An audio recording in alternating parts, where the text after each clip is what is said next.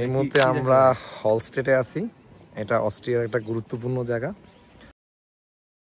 Alps পর্বতমালার কোলে ছবির মতো লুকিয়ে থাকা এই গ্রাম যেন প্রকৃতির নিপুণ হাতে আঁকা এক মাস্টারপিস। শান্ত স্বচ্ছ হ্রদের জল, চারদিকে পাইন গাছের ঘন জঙ্গল, আর ঐতিহ্যবাহী কাঠের বাড়িগুলো হলস্টেটকে দিয়েছে এক অলৌকিক রূপ।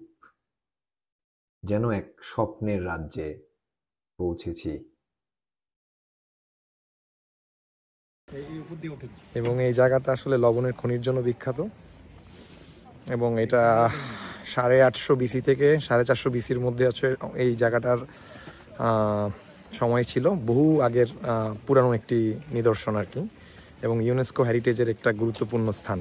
এবং এই খনি হচ্ছে আপনার 7000 বছর পুরানো, এবং এটা স্টিল নাও অ্যাক্টিভ আছে। তো আজকে আমরা খনিতে ঢোকার চেষ্টা করব, দেখা যাক কি হয়।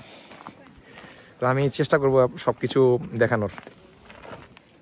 দেখেন কত সুন্দর একটা জায়গা, মানে এটা আসলে কল্পনা করা যায় না ভাই, beyond imagination. It's a very beautiful place and very beautiful place for